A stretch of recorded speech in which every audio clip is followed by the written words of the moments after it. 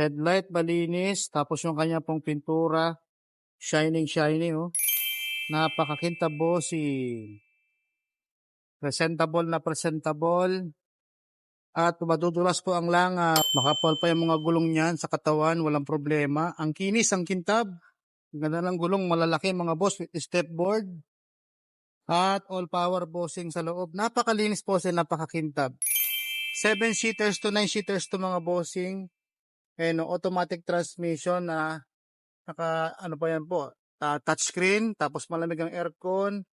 Napakababa bossing na kanyang tinakbo. Leather seat ang kanyang loob. Meron po siyang libreng kasama sa likod na gulong. Buka siyang Pajero mga boss. Yan yung katawan po niya. Napakaganda at meron pa siyang rail roof na nakabang po yan para sa top load. At yung kanya pong stepboard, goods na goods. Mataas kahit mga pambaha. Pwede itong tumawid sa dagat.